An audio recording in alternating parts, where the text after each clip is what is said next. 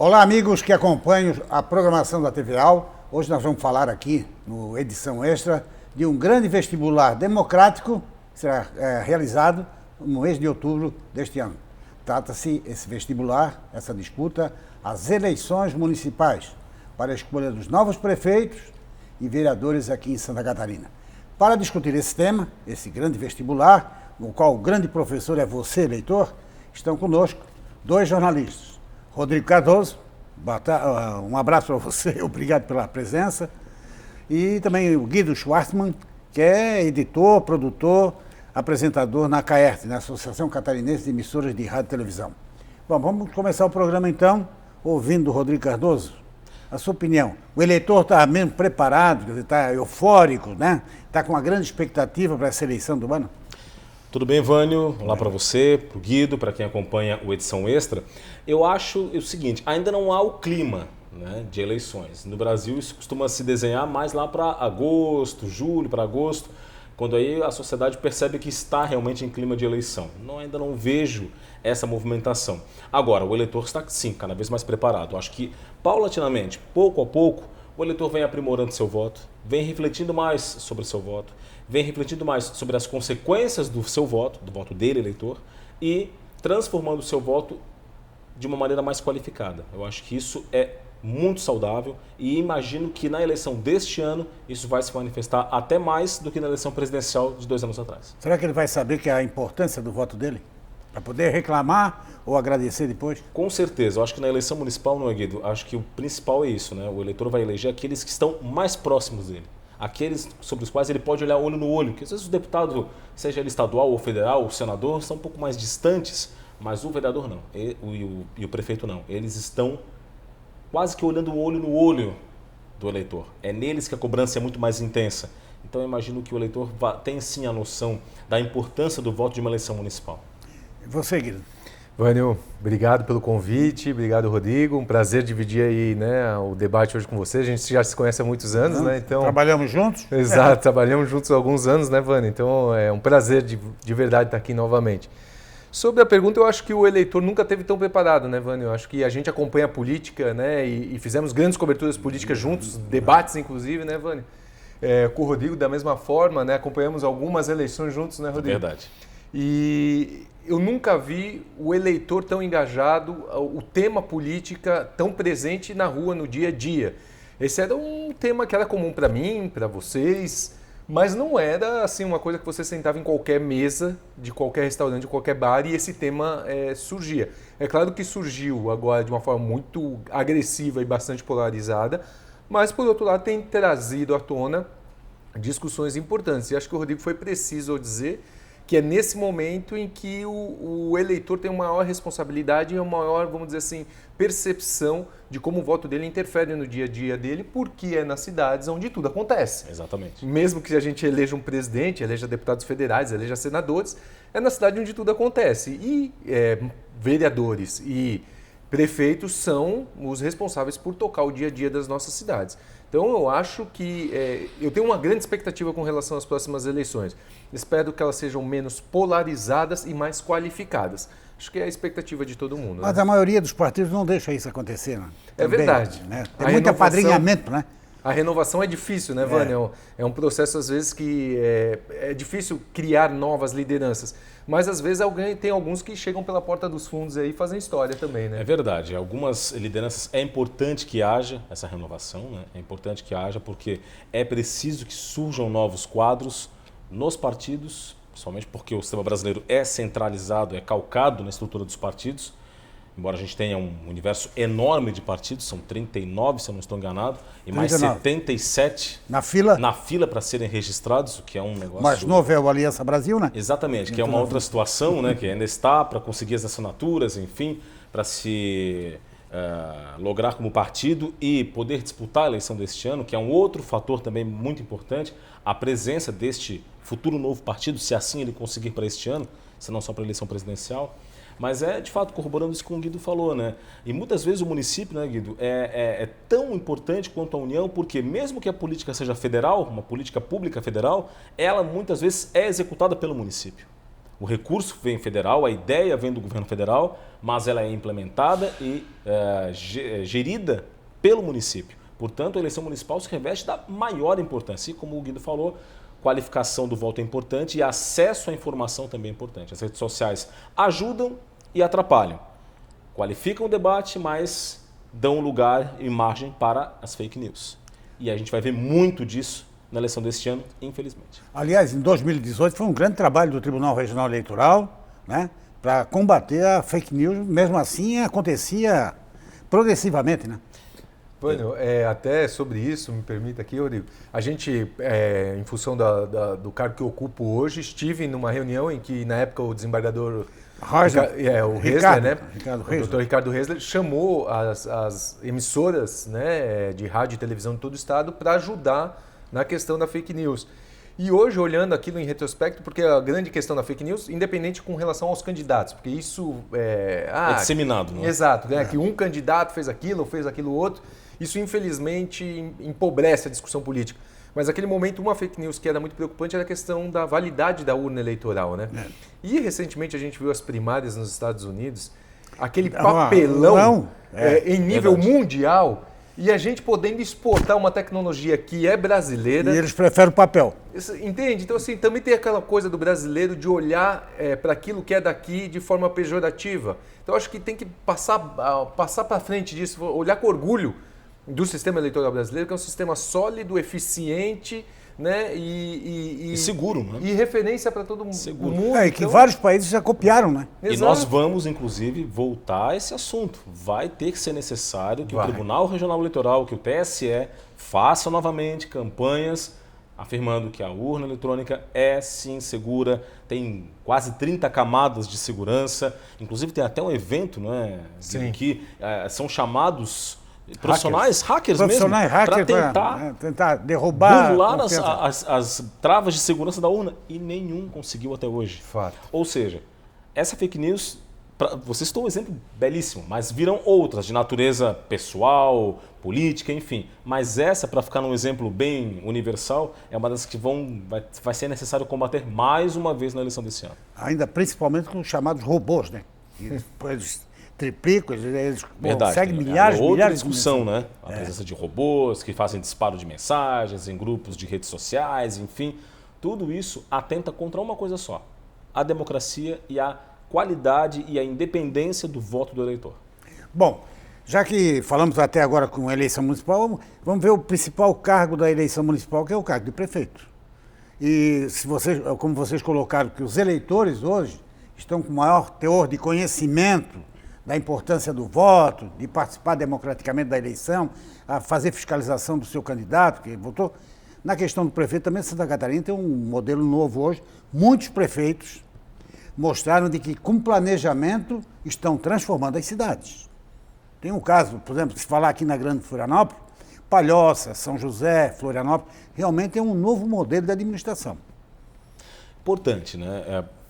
Prefeitos, eles estão no cargo, os próximos ocupantes dos cargos, aqueles que tentarão a reeleição ou aqueles em que o prefeito será obrigatoriamente novo político ou política, né, ou mulher, homem ou mulher, sabem que vão pegar prefeituras em situação financeira muito delicada. O quadro é muito preocupante. Sobrevivem muitos municípios apenas com a questão do Fundo de Participação de Municípios, que dependem de repasses federais para fazer qualquer política. Tanto é verdade que até hoje existe a marcha para prefeitos, que vai a Brasília, para falar um português bem claro, de pires na mão, pedir dinheiro para a União para poder tocar suas políticas. Isso, o prefeito que vai assumir os cargos nas cidades tem que estar muito ciente da dificuldade que vai ter para implementar políticas públicas. Portanto, é bom pensar muito bem na hora de prometer alguma coisa, né, para o eleitor. Que vai estar crítico com relação a isso e vai pegar uma prefeitura de cofre vazio, muitas vezes, né? Eu acho que aí a iniciativa privada e a criatividade dos prefeitos, acho que quando o Vânio cita o exemplo aqui da Grande Florianópolis, tem um pouco disso, né, Rodrigo? De fato, você falou tudo, né? É uma realidade que acho que não vai mudar em um curto prazo de tempo, né? As prefeituras vão ter cada vez menos dinheiro para executar políticas públicas e a criatividade e a parceria com a iniciativa privada é que vai ser decisiva. A gente tem que também diminuir um pouco o nosso preconceito com relação a essas possibilidades de parcerias entre a iniciativa privada e o poder público, que isso aconteça de uma forma transparente, eficiente, sem corrupção e beneficiamento, mas que traga benefícios para a sociedade, né? Eu acho que concessão de rodovias, de acessos, de infraestruturas como centrais como aeroportos, portos, tudo isso, quando a gente viu que a iniciativa privada com a esfera privada, pública e privada, estão juntos, aumentaram a eficiência, a produtividade e melhoraram o serviço. Então, acho que esse é o modelo para sair um pouco dessa pindaíba, para falar a linguagem do popular, e poder entregar melhores serviços para a população. É mesmo porque quando começou a municipalização de serviços, porque o governo federal age nisso, né?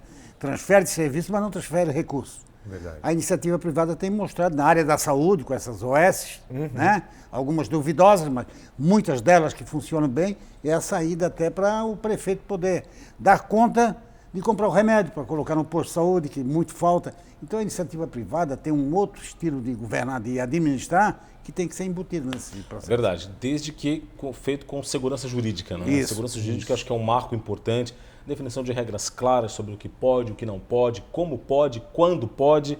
O empresário ele quer investir. É claro que ele quer investir, ele quer ter retorno do investimento que faz, lógico e saudável que assim seja. Mas ele conseguindo ter a segurança jurídica para investir e ter o retorno do seu investimento e ao mesmo tempo gerar benefício para a sociedade, acho que é o que todo mundo quer, né? Isso aí, essa parceria é importante. Primeiro, o empresário não joga dinheiro fora. Ele quer investir, como você disse, Exatamente. E a contrapartida ele espera até com um absoluto lucro, que ele tem um serviço que ele está prestando. Né? O que é legítimo. Agora, com segurança jurídica, o serviço só pode dar bom. Claro, exato. Eu acho que isso tudo tem que ser construído, né? Por isso que tem que chamar também os órgãos de fiscalização nesse processo, Tribunal de Contas, Ministério Público, que são muitas vezes vistos como aqueles que impedem que as coisas aconteçam, quando na verdade o que eles estão tentando é garantir essa segurança jurídica também, a lisura do processo. Acho que esses grandes grupos de trabalho deveriam ser formados, grandes GTs, né? Grupos de trabalho para poder tocar essas coisas emblemáticas, né? Acho que a questão da saúde você tocou é fundamental, né, Vânio? Educação, saúde e segurança são os três pilares que o Estado não pode deixar de olhar para isso, né? E a questão dos municípios, especialmente a saúde e a educação, que são coisas que estão muito mais na esfera municipal. E aqui em Santa Catarina a gente tem o modelo dos hospitais filantrópicos, que é um modelo bem sucedido, é um modelo complementar à saúde do Estado de uma forma geral, mas que enfrenta essa dificuldade do dinheiro, que passa com o pires na mão, aquela história toda que a gente estava falando. Agora, pois não. Só para complementar, Vânio, essas questões envolvendo a parceria entre o público e o privado também vão exigir um debate muito qualificado por parte das câmaras municipais, né? Por parte dos vereadores, até porque são aqueles eles que fiscalizam, que são, primeiramente, fiscalizadores do poder público, do executivo, e segundo, os projetos para aprovar as PPPs vão passar necessariamente pelo crivo da Câmara de Vereadores. Perfeito. E aí lá o debate precisa ser muito qualificado. Portanto, isso vai exigir também dos ocupantes do Legislativo Municipal essa mesma qualificação que se exige do prefeito, para que esse trabalho possa ser feito da melhor maneira possível. E que olhem tecnicamente, não no umbigo, né? Exatamente. Os vereadores. A maioria não age assim, mas muitos olham politicamente, não é do meu partido, não São casas apoiando. políticas, mas nessa hora é preciso pensar no bem da sociedade. Da cidade. As questões políticas podem ficar e devem ficar em segundo plano. Agora, eu acho que os novos prefeitos que vão assumir com reeleição, ou primeira eleição, vão ter um fator positivo se o Congresso aprovar a reforma tributária, né? A reforma tributária ela é necessária em todas as esferas, né, Vânia? A gente espera que os recursos... Aquela história que a gente ouve há 1000 anos, né? Menos Brasília, mais Brasil, né? E a gente espera que isso aconteça de fato, né? Que agora se levantou novamente a questão dos ICMS, que é central para os estados, né? Mas a gente sabe que, por exemplo, os impostos municipais são fundamentais. O ISS, o IPVA, IPTU, são impostos que acabam convertendo parte para os municípios, né? E, de fato, a reforma tributária tem que permitir que a carga para o cidadão comum seja menor, mas que o dinheiro fique nos municípios. No município. Porque o município precisa de dinheiro para nos dar infraestrutura básica e diária, né? Então, de fato, é importante. Diferentemente da reforma da Previdência, em que era quase que um senso comum de que era necessário mudar as regras da Previdência, e aí você pode discordar de uma ou outra mudança, mas não pode discordar da necessidade de mudança, que são coisas diferentes. No caso da reforma tributária, já existem elementos muito mais complexos. Muito mais. Porque você tem que lidar com interesses federais, estaduais e municipais. O importante, nesse caso, Vânio e Guido, é que a discussão em torno de unificação de impostos, redução de impostos, ela seja feita de maneira técnica. Sem espaço para jogos, para opiniões enviesadas, declarações, desafios e nada que enviese o debate, que torne o debate mais complicado. Em termos técnicos, vamos fundir vários impostos em um só? Como é que vai ficar o repasse para os municípios? Que tudo seja feito de uma maneira técnica.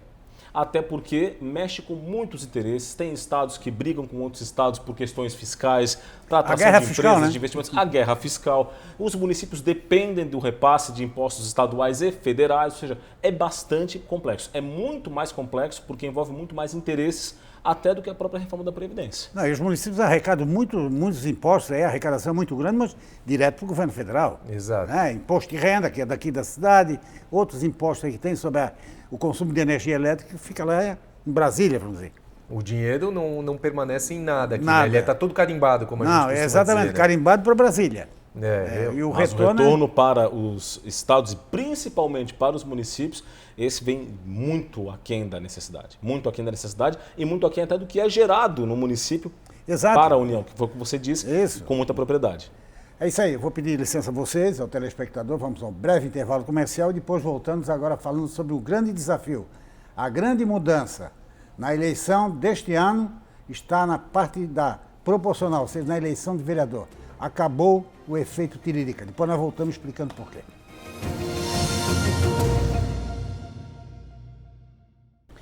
Bem, voltamos com a edição extra de hoje, conversando, claro, debatendo, discutindo as eleições municipais, marcadas inicialmente o primeiro turno para o dia 4 de outubro e, se houver segundo turno, como nas cidades de Joinville, Blumenau e Florianópolis, no dia 25 de outubro. E também estamos debatendo sobre as eleições para os cargos da proporcional de vereadores. Por isso, antes de entrar nessa discussão, nós vamos ouvir uma autoridade sobre a nova legislação eleitoral para a disputa das câmaras municipais. Vamos ouvir o secretário do Judiciário do Tribunal Regional Eleitoral, Maximiliano Sobral. Acompanhe. A partir de 2020, não mais será permitido coligações proporcionais. Cada partido vai ser responsável pelo seu conjunto de votos, né? Antes havia aquela figura do puxador de votos, o coeficiente eleitoral, alguns partidos conseguiam cadeiras por conta de uma coligação. Agora não, cada partido efetivamente vai ter que mostrar à sociedade o que pretende fazer, qual é a sua ideologia, qual é o seu posicionamento político. É importante pontuar que as coligações elas vão continuar existindo para os cargos majoritários. Então, para prefeito, ainda vai ser possível a realização de coligações. O que não vai mais ser permitido em 2020 são as coligações para as eleições proporcionais, ou seja, para vereador. Então, antes os partidos se reuniam para lançar candidatos em conjuntos também para vereador. Agora, cada partido vai lançar individualmente o seu conjunto de candidatos, sem mais se coligar. Os sistemas estão todos preparados, as urnas, a equipe vai conseguir vencer. A gente está esperando um aumento no número de candidaturas, né? Mas a Justiça Eleitoral vai conseguir vencer no curto prazo que a gente tem para analisar esses pedidos de registro com tranquilidade. Aumenta, sim, a fiscalização, os embates políticos, a participação política também aumenta, né? É isso que a Justiça Eleitoral espera, que mais pessoas sejam chamadas a participar do processo eleitoral. Um ponto que seria interessante a gente frisar aqui é a questão da participação feminina, que como a gente espera um aumento nas candidaturas por conta do fim das coligações, que a gente também tenha um incremento das candidaturas femininas. A Justiça Eleitoral tem um compromisso de fiscalizar, tem ações nesse sentido, de incentivo à participação feminina, e irá atuar, com certeza, para dar efetividade à cota de gênero. Bom, depois do diretor do TRE, eu gostaria de ouvir a opinião de vocês. É o seguinte, porque é uma eleição nova para vereador, é uma disputa que veio numa reforma eleitoral, uma mini reforma eleitoral em 2017, e que o candidato a vereador agora, ele tem que pedir voto para o seu partido. Não tem mais aquela colcha de retalhos. Isso aí muda, transforma, de que forma essa transformação vai melhorar o desempenho do eleitor no dia da eleição e, posteriormente, do vereador eleito? Primeiramente, acho que é importante frisar, Vânio e Guido, que é um aprendizado para o candidato. Né? Muda-se completamente um modo de fazer campanha, de se dirigir ao eleitor, de trabalhar costuras políticas, alianças, apoios, e agora é cada partido por si. Isso muda muito a maneira de o candidato se portar, de o partido negociar e influencia também a eleição principal para prefeito. No caso dos vereadores, vai ser necessário realmente uma mudança da forma como ele vai se comunicar com o eleitor. Para que essa comunicação seja mais eficiente possível, ele consiga os votos, porque vai mudar tudo.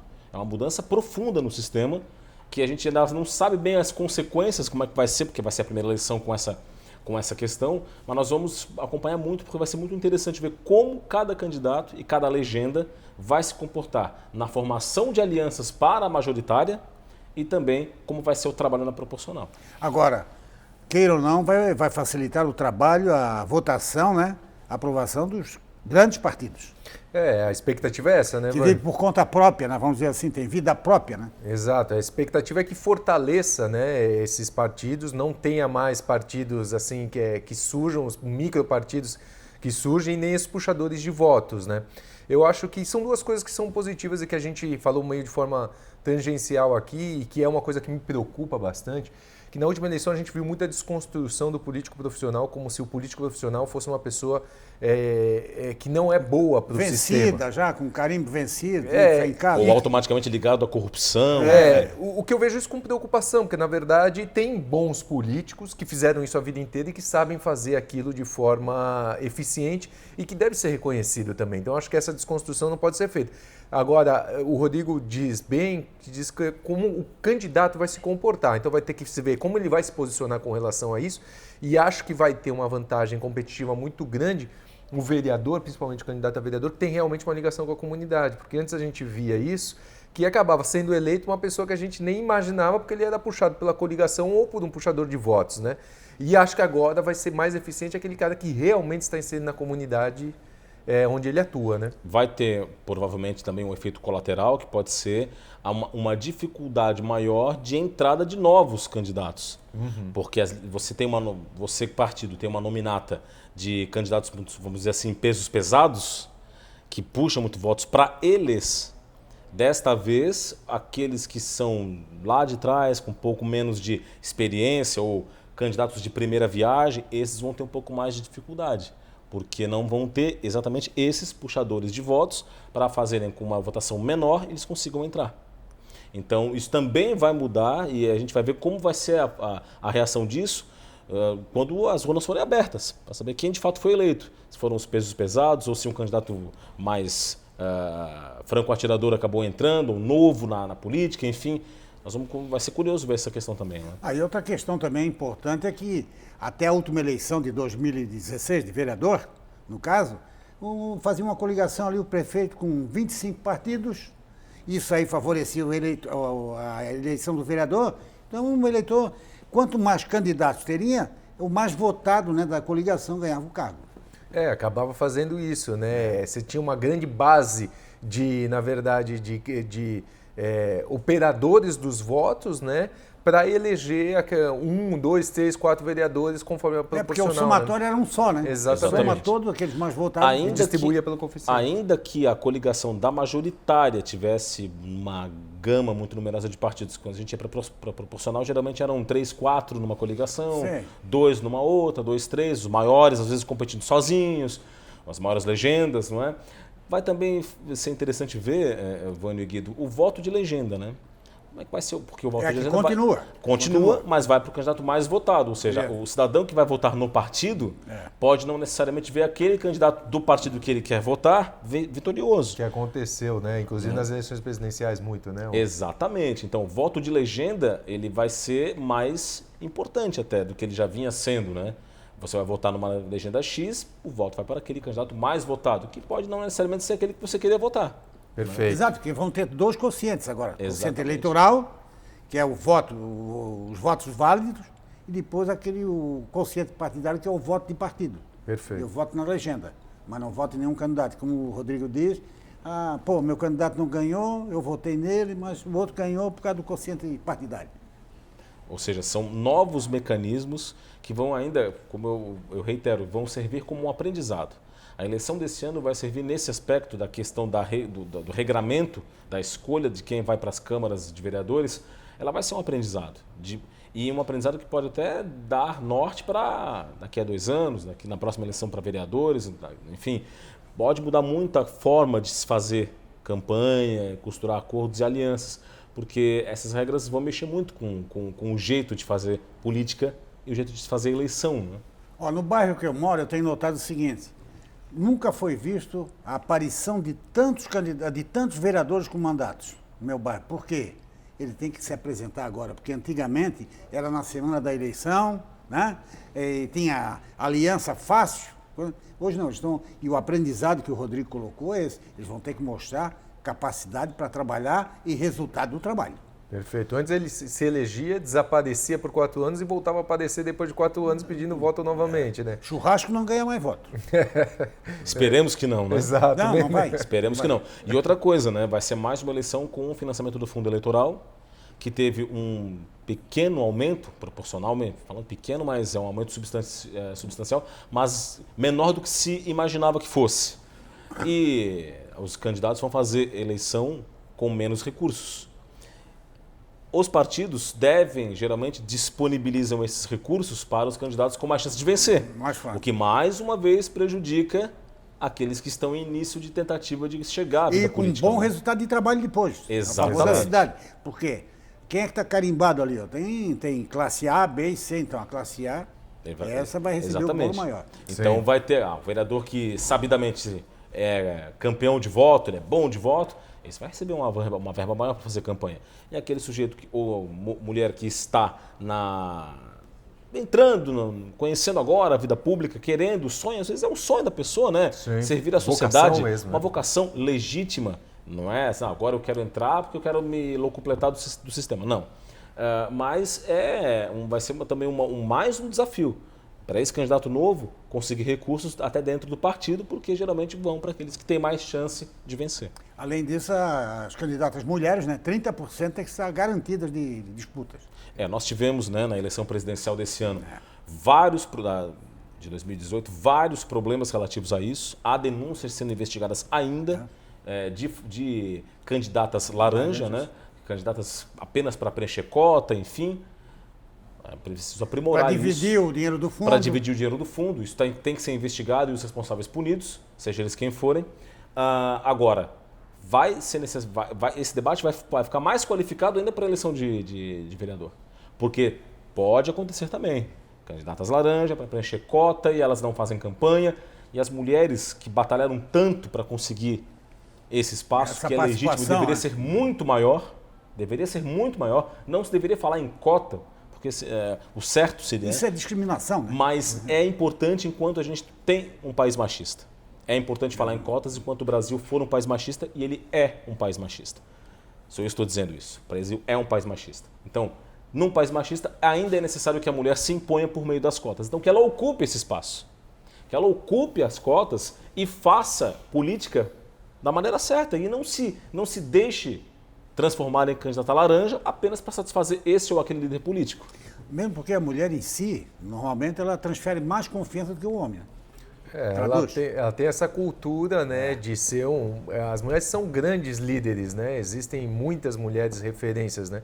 Eu acho que seria muito saudável se a gente conseguir colocar mais mulheres na atividade política de uma forma geral e pública também, né? Então, não só pelo voto direto, mas ocupando cargos estratégicos, né? Porque o próprio prefeito ou prefeito pode indicar, compor o seu secretariado com mulheres, né? Então isso também é legal. A outra questão que o Rodrigo, você falou também, na escolha dos candidatos mais fortes, parece que eles fazem aquela lista, né? O mais forte de esquema ou não, com esquema ou sem esquema, mas são esses que vão ser os privilegiados, com dinheiro do fundo e também estão na ponta, com experiência política que tem, né? Depois, o novo candidato, o estreante na política, não tem aquele conhecimento, como vou dizer, aquela facilidade, né, de encontrar solução para esse ou para aquele problema.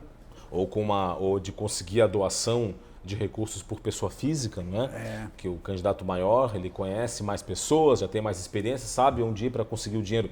E aqui estamos falando sempre de dinheiro legal, lícito. Nada de caixa 2, que é crime, já deveria ser há muito tempo, né? Mas de conseguir dinheiro legítimo, doação de pessoa física. O candidato que está em começo de campanha, ele tem mais dificuldade, né, de chegar do que aquele que já está 2, 3, 4 mandatos ou tem uma experiência maior, enfim, uma penetração maior na sociedade. É mais uma situação que joga contra aqueles que querem começar agora na vida política. Embora seja salutar, né? Uma pessoa com experiência, com conhecimento de causa, né? Que conheça os ditames da lei, vamos falar assim, isso facilita. Mas nem todos agem assim, e quem está lá embaixo, que está no pé da torre, né? Está lá embaixo na torre, não tem essa facilidade. Eu acho que a eleição presidencial, na verdade não é a eleição presidencial, mas as últimas eleições, né? Eu acho que elas serviram como uma grande também, vamos dizer assim, lição para esses grandes partidos, né? Porque a gente viu aqui em Santa Catarina, foi um exemplo, né? Sem citar nomes, mas grandes caciques partidários não se elegeram, né? E foi a vez de pessoas que eram outsiders políticos e acabaram... que nem sabiam que seriam votados, né? Exato, isso aconteceu não só aqui em Santa Catarina, mas em outros locais do Brasil também.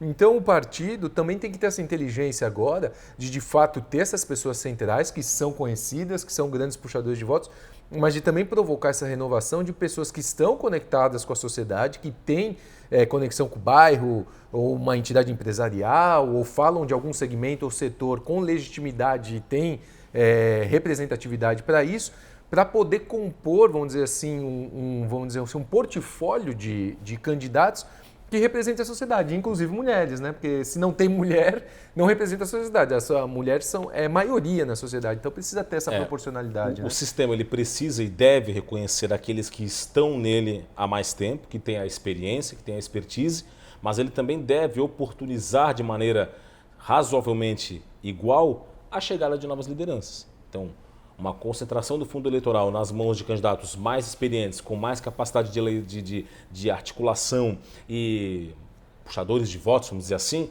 torna mais difícil a eleição de novas lideranças.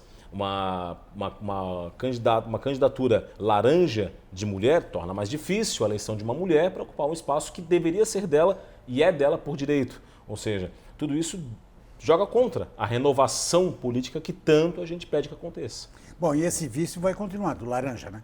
Na eleição Infelizmente. inteira, não, vai continuar. Assim como antigamente, nas eleições municipais, era fácil, eu sou servidor público, eu tenho 6 meses de direito de férias, vamos dizer assim, me candidato e não preciso trabalhar. E o ano passado, em 2018, aconteceu com um laranja que recebeu parte do fundo eleitoral, da cota do candidato, para poder simplesmente receber mais. É uma pena que isso daí aconteça, que partidos permitam que isso aconteça, né?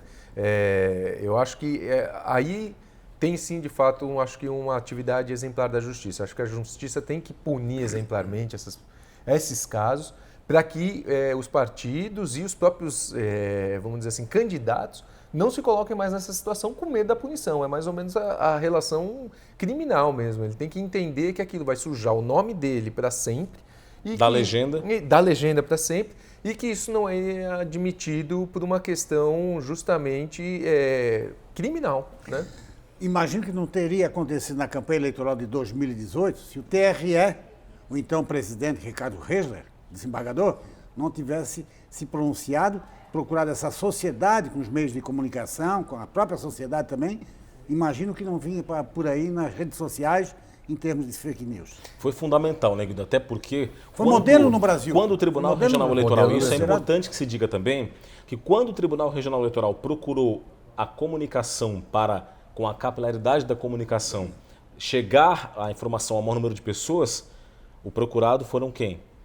Rádio e televisão. Os meios de comunicação de maior alcance. O desembargador não chamou as redes sociais. O desembargador chamou os veículos de que têm credibilidade, que são quem? Rádio e televisão. Só uma coisa para complementar, uma coisa que me preocupa é a responsabilidade individual de cada um nessa história das fake news. A gente, como profissionais da área, isso faz muito parte da nossa rotina. mas eu não vejo as pessoas comuns realmente preocupadas com isso. Muita gente divulga a fake news sabendo que é fake news só para dar risada, como uma meme, etc. A gente tem que incentivar mais as pessoas a também tomarem para si a responsabilidade que cada um tem individualmente com a proliferação de notícia falsa. E muitas vezes as pessoas sem conhecimento começam a compartilhar um negócio que é falso, né? Totalmente, né? O WhatsApp e outras ferramentas dessas facilitam muito esse tipo de coisa, né? E o próprio Tribunal Regional Eleitoral, certamente na eleição deste ano, vai ter uma campanha também idêntica e que já começa pelo título do poder do voto, né? O poder do seu voto. Exatamente. Novamente vai ter, e a partir de agora, com a proliferação de informação, entre aspas, nas redes sociais, muita informação, mas nem sempre uma informação de qualidade, apurada, checada e rechecada, vai ser necessário, de maneira cíclica, né, repetir essa campanha de fake news contra as notícias falsas na internet, nas mídias sociais, quase que a toda eleição. Vai ser necessário, não vai ser apenas nessa deste ano, mas na próxima de presidencial também. Daqui para frente esse assunto vai ser cada vez mais importante, ainda mais nas proximidades do início da campanha. Bom, nós vamos a mais um breve intervalo comercial e depois vamos falar sobre esse projeto novo também, não tão novo assim, como é que vai funcionar o Fundo Eleitoral de Financiamento de Campanha Eleitoral. Nós voltamos daqui a pouquinho.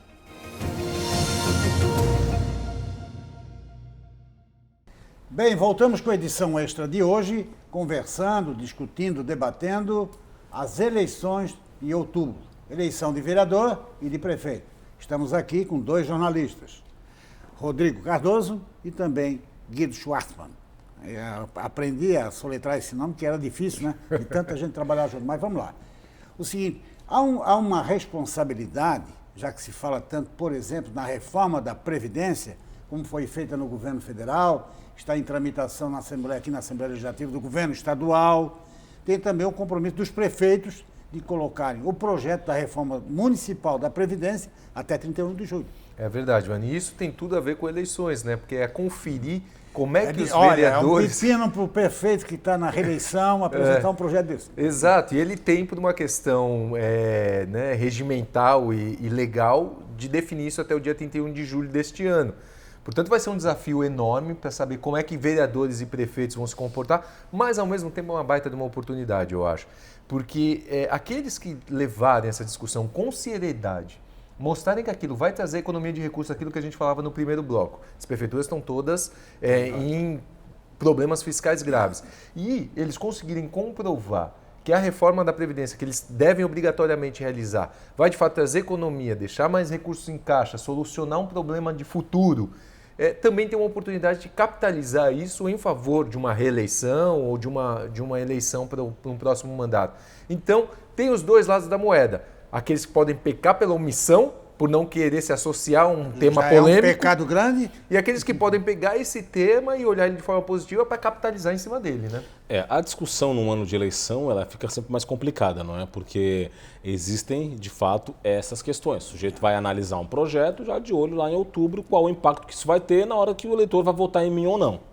E, ao mesmo tempo, o prefeito pode escolher ficar quieto e esperar, né, o projeto de lei que está em votação e apreciação, por exemplo, no Senado, para incluir estados e municípios, né, na reforma da Previdência. Então, mas tudo isso há prós e há contras. Cabe ao gestor público municipal pesar muito isso na hora de saber, vou continuar do jeito que está, correndo o risco de o meu déficit fiscal aumentar ainda mais ou vou pagar o preço político de aprovar um projeto desse capaz de não me reeleger, mas eu deixo um município sólido, esse espírito altruísta, talvez, a gente vai poder saber isso nesse ano, né?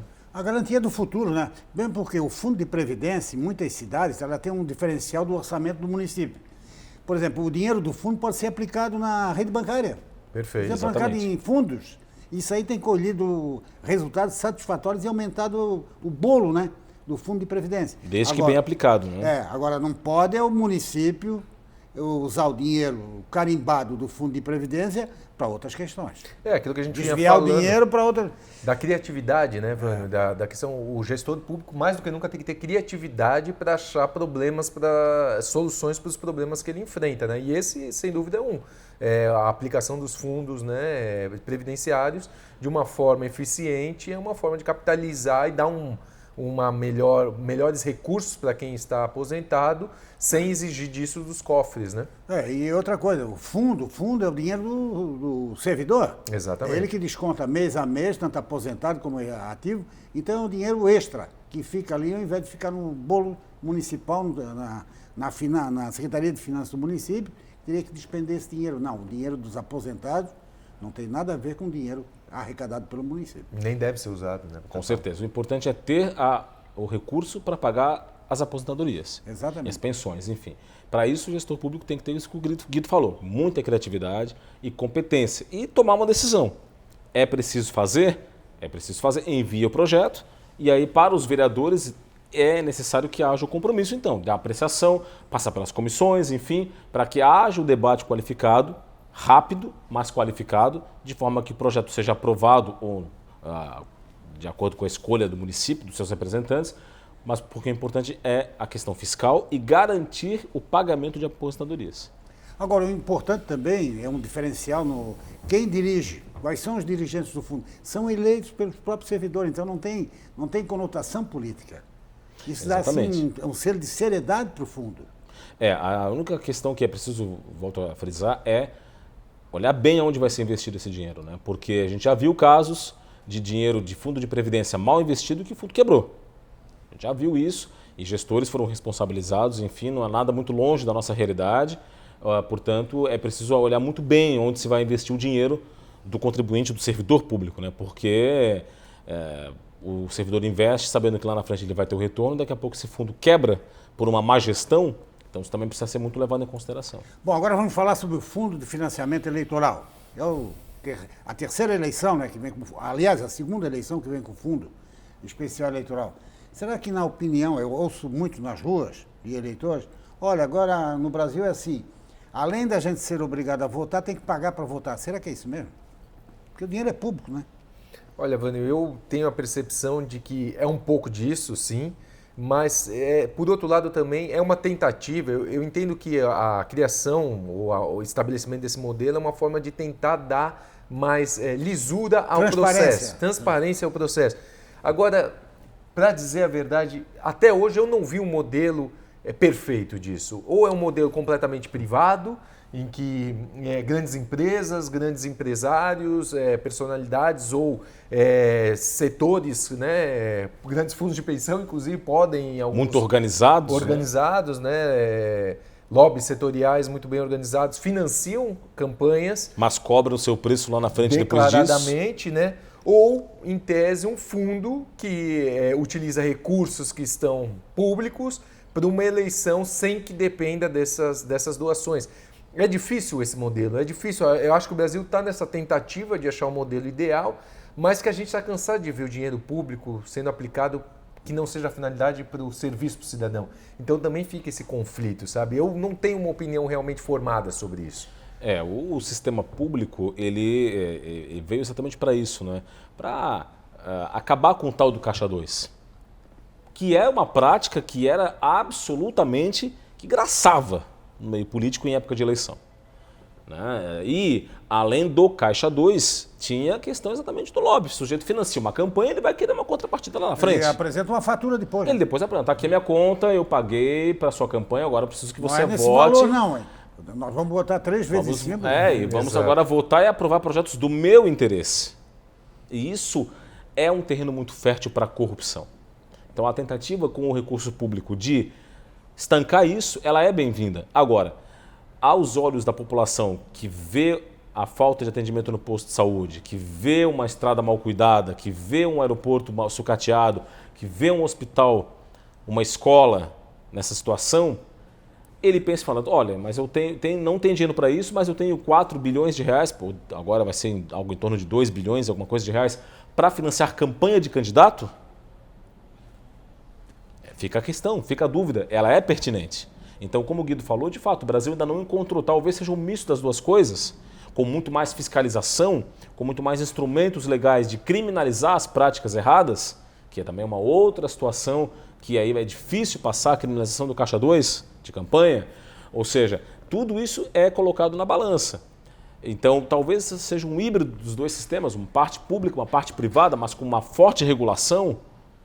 é preciso pensar em alguma coisa. Giovanni, é assustador o fato de que, apesar do que a gente viu no Brasil, com a questão da Lava Jato, com outras operações que conseguiram seguir a trilha de dinheiros que, no final das contas, foram utilizados para a Caixa 2, em que não teve uma criminalização, como você coloca muito bem, né? O Caixa 2 houve uma espécie de abrandamento da pena quando o dinheiro era destinado para um efeito Queriam eleitoral. até legalizar? Exato, queriam até legalizar. Sim, né? houve político falando em legalizar. Uma tentativa disso. É assustador de que, apesar disso ser detectado, disso ser rastreado, de que a prática continue, né? De que isso ainda seja, ou seja, que candidatos arrisquem a operar dessa forma, e não só candidatos, mas empresários também. Né? Aí é preciso aprimorar os mecanismos de controle. Agora, Rodrigo, isso é essencial. Guido, eu tive lendo ontem a resolução do TSE sobre a liberação do dinheiro do fundo. Olha, eu acho que nem banco tem a rigidez que vai ter. Então, não tem nota fria, tudo declarado, cópia do cheque anexado na fatura do que ele comprou. Vai ser muito difícil. Tudo inserido no sistema, uma conta específica para o uso desse dinheiro. Depois esse dinheiro não é utilizado, ele é devolvido. Mas a gente está falando da questão oficial, né? Agora, fora controlar o que é oficial é muito mais fácil. Agora, o cerne da questão é combater o extraoficial. Esse é o cerne da questão. E a gente ainda não desenvolveu mecanismos, o Brasil ainda não desenvolveu mecanismos eficientes de combate ao extraoficial, que ainda continua existindo. É esse que tem que ser combatido. Louve-se, evidentemente, a posição do TRE em dotar o seu sistema cada vez mais de regramentos para as doações, para os recursos oficiais, mas os extraoficiais a gente ainda carece de elementos de ordem de legislação e de ordem de fiscalização para que isso acabe de uma vez. Por exemplo, na eleição desse ano, além do financiamento público, tem também a doação.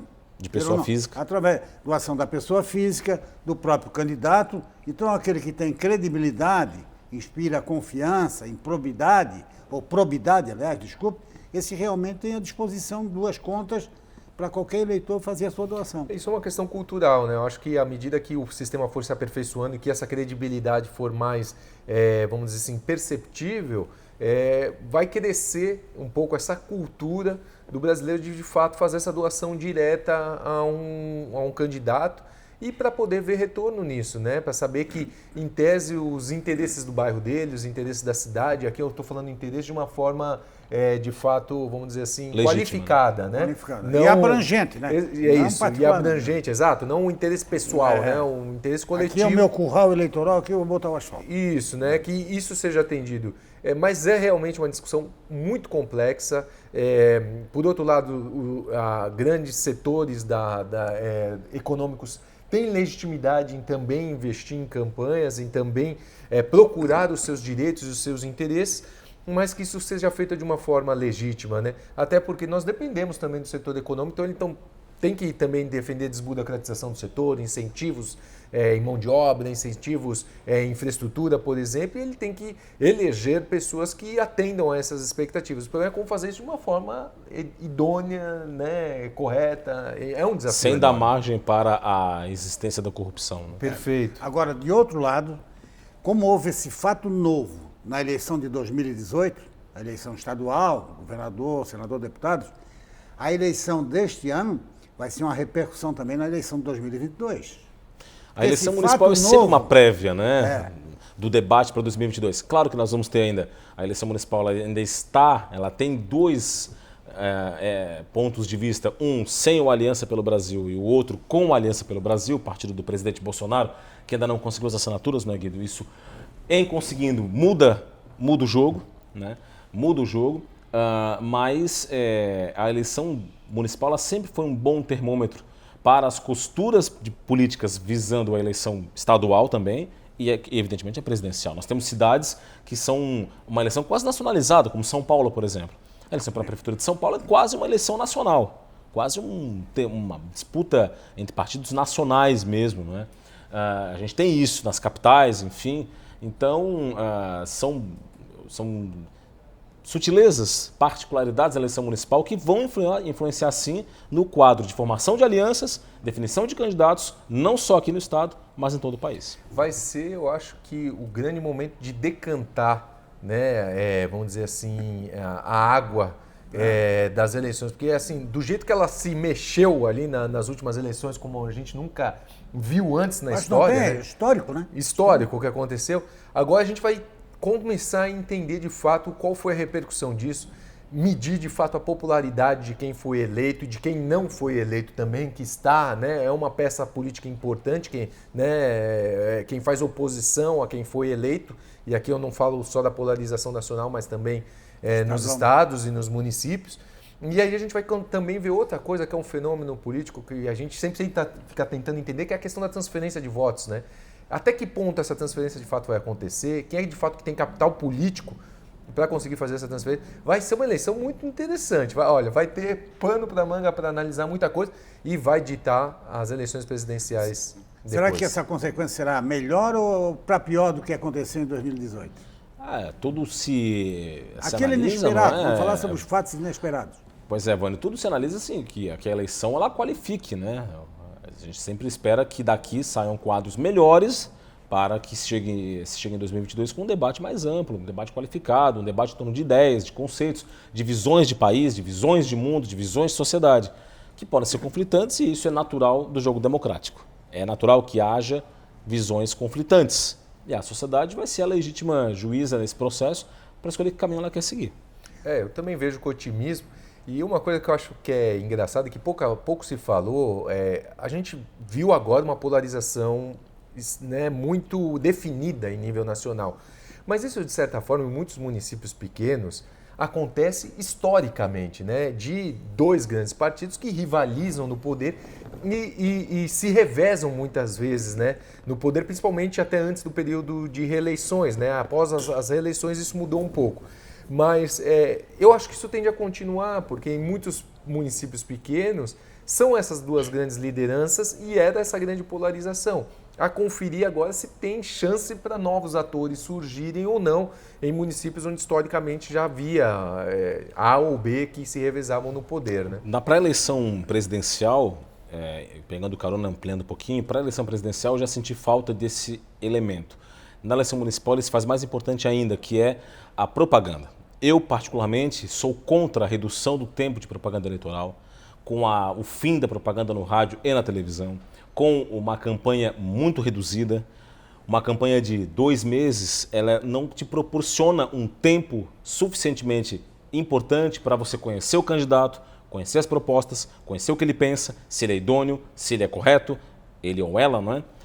Um tempo muito diminuto de campanha, não só para o corpo a corpo na rua, mas também no rádio e na televisão, empobrece o debate, empobrece a eleição, empobrece a democracia. Acho que a campanha poderia ser e deveria ser muito maior do que ela é hoje. 45 dias no rádio e na televisão é muito pouco. No mínimo, na minha opinião, o dobro disso. Eu entendo de outra forma. Eu acho que é mais ou menos o que a gente vinha falando do fundo.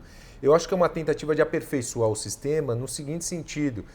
Antes, quem tinha poder financeiro nesse momento acabava tendo muita vantagem, porque produzia programas melhores, dependendo da coligação, tinha maior presença ocupando esse espaço eleitoral. Maior tempo eleitoral. Maior tempo eleitoral. Portanto, eu acho que essa redução equilibra um pouco mais o jogo e faz com que o eleitor tenha a obrigatoriedade de conhecer esse candidato por outros meios, que é aquilo que o Vânio falava no bloco anterior, do candidato que já se apresentou, já desde o início do ano, já apareceu na porta ou no bairro ou no restaurante, na festa de igreja. Então, o candidato tem esse compromisso de se mostrar ao público muito antes do processo eleitoral. Sempre presente. Isso aqui, reforçando que sempre é laboratorial, né? Não quer dizer que é pronto, acabado, mas eu vejo com bons olhos nesse sentido, né? De fazer com que o candidato tenha que assumir para ele mais o compromisso de se fazer conhecido. E depois de eleito, mais ainda. Mais ainda, claro, de permanecer, né? Permanecer essa presença. A questão é que para resolver isso, você poderia mudar as regras do jogo, mas não encurtar o jogo. Você poderia mudar as regras do jogo para garantir mais equidade nos tempos de propaganda eleitoral do rádio e da televisão e uma proporcionalidade mais justa, mas não reduzir o tempo em que eles estão expostos ao crivo do eleitor. Porque exatamente isso, a capilaridade do rádio e da televisão ela é fundamental nesse processo. Quando você limita isso, o cidadão fica com menos tempo. E isso favorece mais um elemento a favorecer aqueles que já estão nos cargos, aqueles que têm mandato, aqueles que têm algo para mostrar, enfim. Isso ainda torna mais difícil a percepção para o eleitor daqueles que ainda estão começando. Bom, nós temos 3 minutos de programa ainda. Um fato bem rápido aí para a gente comentar. Desde o dia 1º de janeiro, estão legalizadas, oficializadas, as chamadas pesquisas eleitorais, tá? Junto ao eleitor, para saber o resultado da votação do tal nome ou outro nome e tal. Vocês acham que o Instituto de Pesquisa é importante para mostrar a figura real do candidato do partido? Eu acho que sim. Eu acho que eles sofreram muito nas últimas eleições porque nem os institutos de pesquisa foram capazes de detectar a onda que veio. Mas, de fato, ainda é um instrumento fundamental, não só para as eleições, não só para o planejamento de campanhas, mas para uma série de outras coisas, né, Vânio? O método de pesquisa não pode ser jogado à margem só por uma questão polarizada eleitoralmente, né? O método de pesquisa já foi validado para outras questões de comportamento, para necessidade de cotas, para investimentos públicos em outras áreas e até para empresas saberem onde investir, que produtos lançarem. Então eu acho que sim, que são válidos e precisam acontecer e inclusive serem divulgados. Acho que é importante que saber-se o seguinte, peso e medida, Vânio, fundamentalmente. E pesquisa não é voto, não é eleição. Ela aponta uma previsão tendência. do tempo. Exatamente, ela é uma tendência. Ela pode apontar certos caminhos, mas ela deve ser encarada exatamente como isso. Quando você atribui a uma pesquisa uma verdade absoluta, há grandes chances dela perder a credibilidade que ela tem. Então, quando você dá peso e medida, fica muito mais fácil. Acho importante que elas existam, que elas continuem, mas acho importante também levar em conta isso. São apenas tendências de momento, que podem se mudar ou podem se permanecer. Perfeito. Bem, eu agradeço aos 2 jornalistas, Rodrigo Cardoso, Guido Schwarzman, da CAET, Associação Catarinense de Emissora de Rádio e Televisão, e principalmente a você, telespectador, que deu credibilidade com a sua presença aqui no programa Edição Extra. Muito obrigado pela sua participação também e voltamos na próxima semana com uma nova edição do Edição Extra.